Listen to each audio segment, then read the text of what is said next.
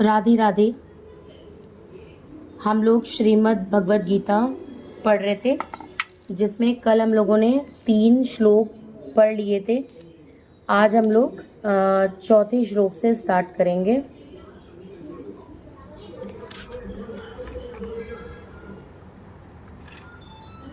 ओम नमो भगवते वासुदेवाय। ओम नमो भगवते वासुदेवाय। ओम नमो भगवते वासुदेवाय। ओम नमो भगवते वासुदेवाय।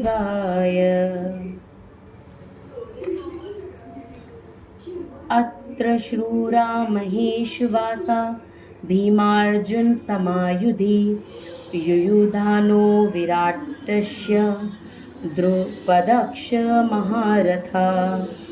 इस सेना में भीम तथा अर्जुन के समान युद्ध करने वाले अनेक वीर धनुर्धर हैं, यथा महारथी युयुधान, विराट तथा द्रुपद।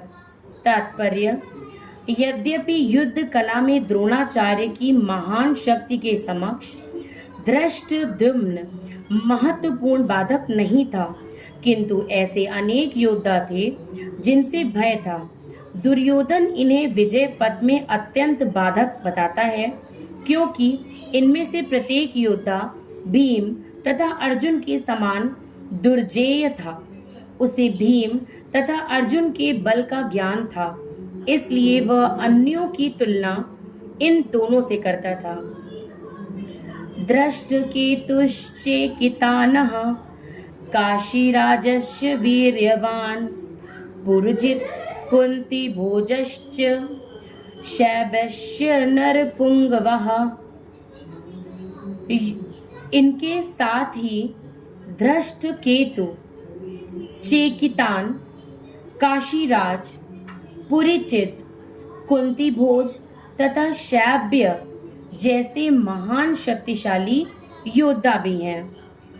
युद्धामन्युश्च विक्रांत उत्तमौजश्च वीर्यवान सौभद्रो द्रौपदेयाक्ष सर्व एक महारथा। पराक्रमी युधामन्यु अत्यंत शक्तिशाली, उत्तमौजा, सुभद्रा का पुत्र तथा द्रौपदी के पुत्र ये सभी महारथी हैं। अस्माकं तु विशिष्टा ये तान्निबोध द्विजोत्तम नायकामं सैन्यस्य संज्ञार्थं तान् ब्रवीमिते। किंतु हे ब्राह्मण श्रेष्ठ, आपकी सूचना के लिए मैं अपनी सेना के उन नायकों के विषय में बताना चाहूँगा जो मेरी सेना को संचालित करने में विशेष रूप से निपुण हैं।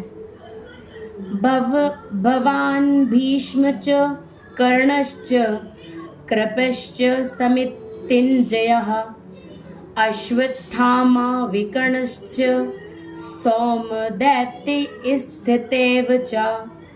मेरी सेना में स्वयं आप, भीष्म, कर्ण, कृपाचार्य, अश्वत्थामा, विकर्ण तथा सोमदत्त का पुत्र भूरिश्रवा आदि हैं, जो युद्ध में सदैव विजयी रहे हैं।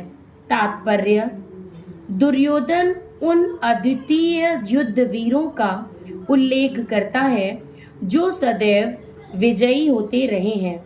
विकर्ण दुर्योधन का भाई है, अश्वत्थामा द्रोणाचार्य का पुत्र है और सौमदत्ती या भूरिश्रवा बाहिको के राजा का पुत्र है।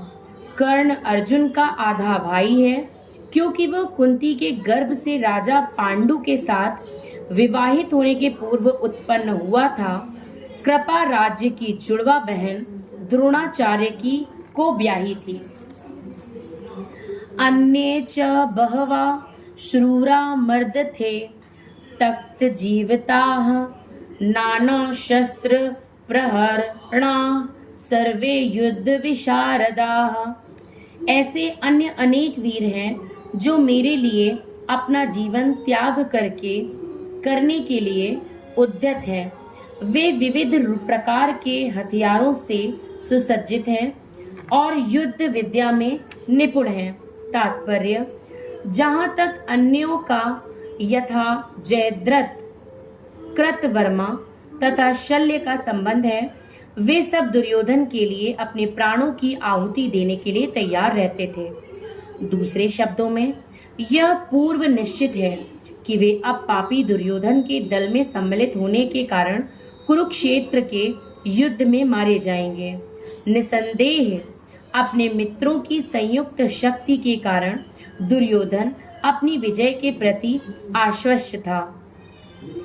अपर्याप्तं तदस्माकं बलं भीष्माभिरक्षितं पर्याप्तं द्विदितमेतेषां बलं भीमाभिरक्षितं।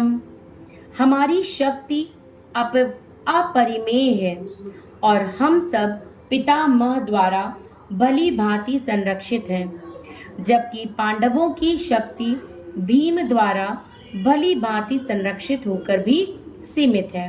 तात्पर्य, यहाँ पर दुर्योधन ने तुलनात्मक शक्ति का अनुमान प्रस्तुत किया है।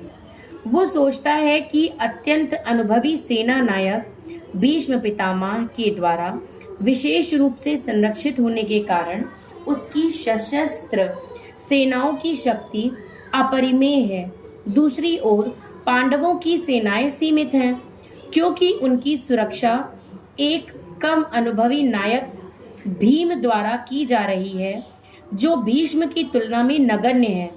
दुर्योधन सदैव भीम से ईर्ष्या करता था, क्योंकि वो जानता था कि यदि उसकी मृत्यु कभी हुई भी तो वह भीम के द्वारा ही होगी।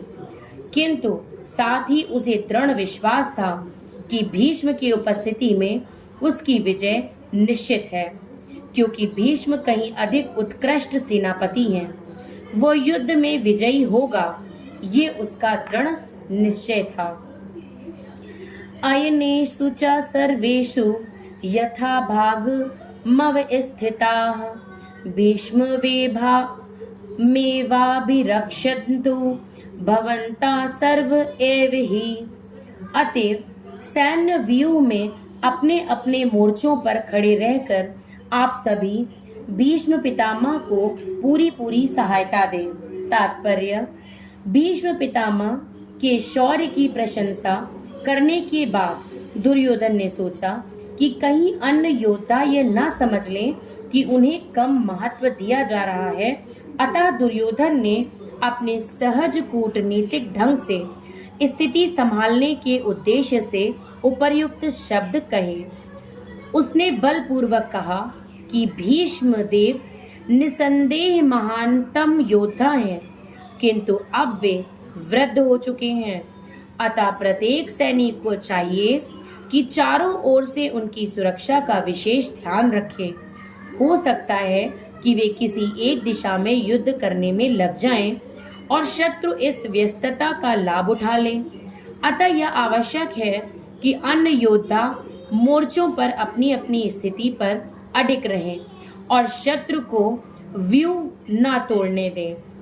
दुर्योधन का पूर्ण विश्वास था कि कुरुओं की विजय भीष्म देव की उपस्थिति पर निर्भर है। उसे युद्ध में भीष्म देव तथा द्रोणाचार्य के पूर्ण सहयोग की आशा थी, क्योंकि वह अच्छी तरह जानता था कि इन दोनों ने उस समय एक शब्द भी नहीं कहा था।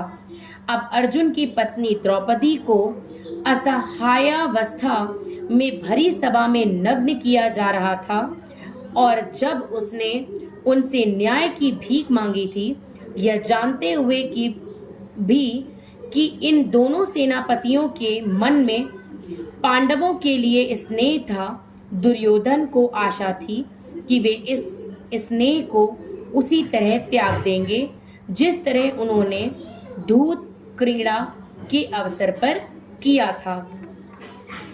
तस्य सज्जन्ययन हर्षम कुरुवृद्धः पितामहः सिंहनादं विनघ्योच्चैः शंखं दधत्म प्रतापवान।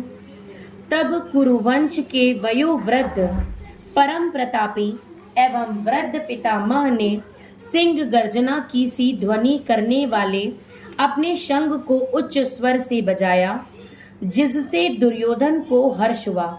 तात्पर्य: कुरुवंश के वयोवृद्ध पितामह अपने पौत्र दुर्योधन के मनोभाव जान गए और उसके प्रति अपनी स्वाभाविक दयावश उन्होंने उसे प्रसन्न करने के लिए अत्यंत उच्च स्वर में अपना शंख बजाया, जो उनकी सिंह के समान स्थिति के अनुरूप था। अप्रत्यक्ष रूप में शंख के द्वारा प्रतीकात्मक ढंग से उन्होंने अपने हताश पौत्र दुर्योधन को बता दिया कि उन्हें युद्ध में विजय की आशा नहीं है, क्योंकि दूसरे पक्ष में साक्षात भगवान श्री कृष्ण हैं। फिर भी युद्ध का मार्गदर्शन करना उनका कर्तव्य था और इस संबंध में वे कोई कसर नहीं रखेंगे। आज हम यहीं पे विराम देंगे। आज हमने पढ़ा श्लोक 4, 5, 6, 7, 8, 9, 10, 11 और 12। कल हम शुरू करेंगे अध्याय 13 से। राधे राधे।